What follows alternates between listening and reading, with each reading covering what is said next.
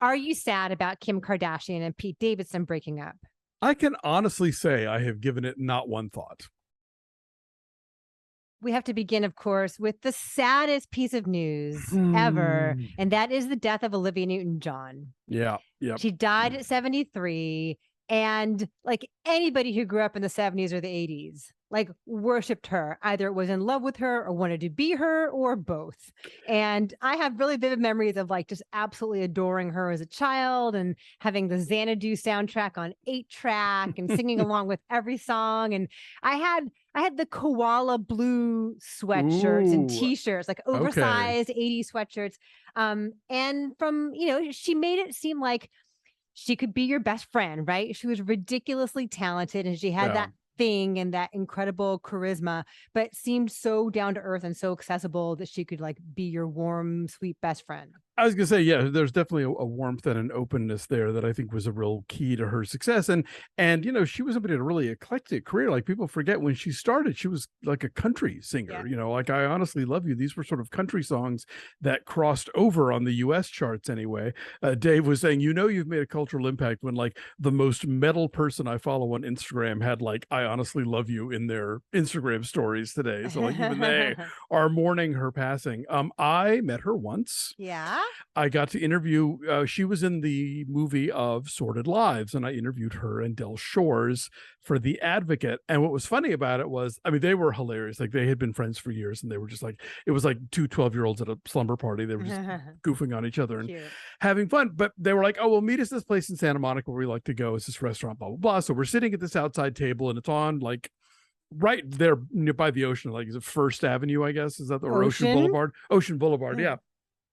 And we're chatting, and I look up and I notice there's this railing across the street, like above the cliff, above the ocean. I'm like, hey, didn't you roller skate like right there in Xanadu? And she turns around, she's like, oh yeah. No big deal. That's like one of my favorite Los Angeles moments ever, She truly is the muse. So anyway, very, very sad outpouring of love from the world. John Travolta with this incredibly poignant Instagram post about how I loved you from the very first time. Your Danny always. Just a multiple breast cancer survivor and very vocal advocate about that stuff. And I think was one of the sort of early celebrities to be like, yes, I'm dealing with this, and really kind of like making it a topic for people to talk about and providing resources for people. So yeah, she was great musician, just a seemingly lovely human being, and I think she touched a lot of lives for sure. Indeed. We also have some sad news about Anne Heche.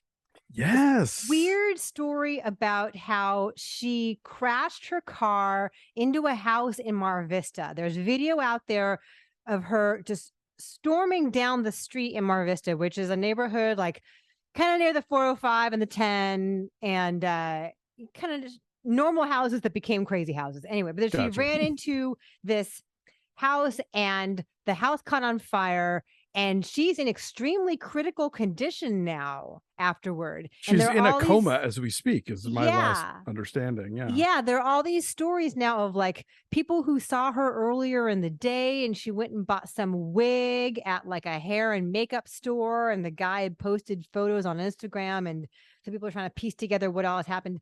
And there has been a lot of perhaps instability is the word to use to describe Anne Heche's life in recent years. She's had a long road to hoe over the course of her life. I mean, if you've read her memoir, she talks about like having an abusive parent and, grappling with, sort of personality disorders. And I mean, it's just terrible. And I hope things work out and that if, heaven willing, she comes out of the coma, that, she's able to get whatever help it is that she needs. But this is a terrible story. And the woman who lived in the house with several dogs, like her home is destroyed. Everything she owns is destroyed. So that is very sad too. So there's a GoFundMe or something along those lines out there for her. Box office, Bullet Train was #1, but with sort of just a so-so $30 million. The other news for box office is that Top Gun Maverick has now passed Titanic as the 7th highest grossing film in the United States. It is made $662 million. I'm assuming these are not adjusted numbers, right? No, I think it's just dollars. Okay. Still, I mean, nothing to sneeze at. I just, Are you sad about Kim Kardashian and Pete Davidson breaking up? I can honestly say I have given it not one thought. I've given way more thought than it deserves. Clearly, they were together for like 9 months. They went to the Met Gala together, where she wore the Marilyn Monroe "Happy Birthday, Mr. President" dress. He got like a tattoo somewhere on his body of her kids' initials. Do you keep those? Do you erase them? What's the decorum? What's the protocol on those? When you are the human doodle pad, I don't know that a few more tattoos, more or less, on the body of Pete Davidson goes noticed, frankly. So, somebody was talking about the fact that that he has dated, all these, powerful and influential women who, and then in turn is what he'll show up at, like, the Met Gala or the White House Correspondents' Dinner, and someone referred to him as the Forrest Gump of good dick.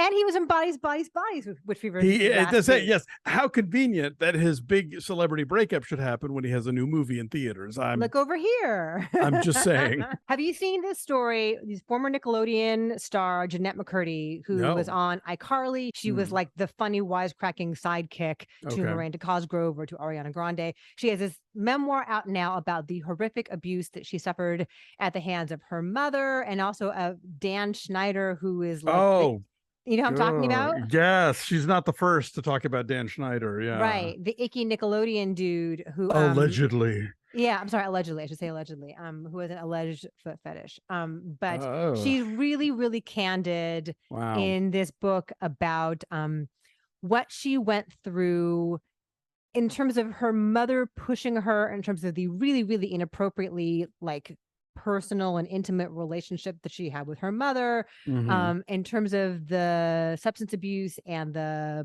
body image stuff. And her character was always like eating, and that was like the joke was that she ate a lot, but privately she had all kinds of eating disorders. And it's just like all the worst horrible things that happened to child stars, and how people didn't know what kind of pain she was in, because she was always the one that like lit up every room with a joke. And I hope that the writing the book was an exorcising experience for her, because like I'm currently reading the Sarah Polley book of essays, and that's got some stories that'll curl your hair too. I bet. Yeah. I mean, like, how hard is that to come out of child stardom and like survive all that and like have a career as an adult and not be totally fucked up?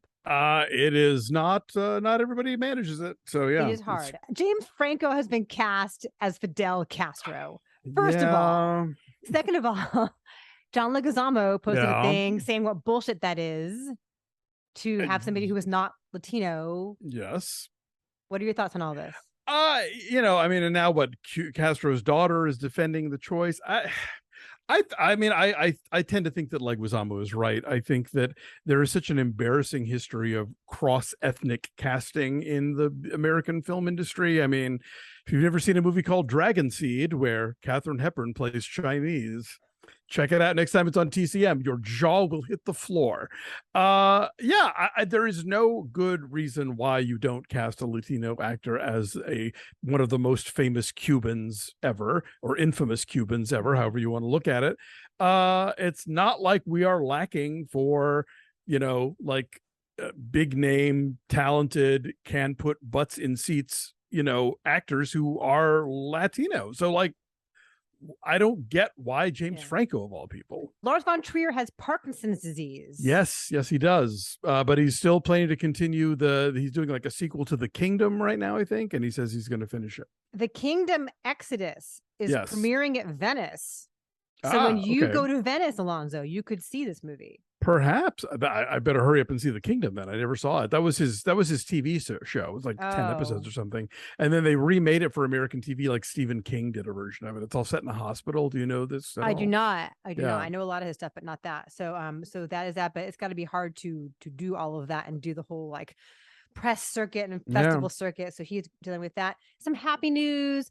the Spice Girls are reuniting for a docu-series from the people who did that Michael Jordan The Last Dance series. They are Ooh, doing the okay. same treatment with the Spice Girls. Will it be that long? Because I'll watch every Maybe, second right? of it. Like 5 parts, 10 parts. Give it to me. Yeah. And like, is it them sitting there looking at iPads and like responding in real time to like shit that they said about each other? Because I want that. Maybe. I mean, that's the thing. Like they've already called each other out on all of that at this point, I'm sure. So and now it's all giggles. Yes.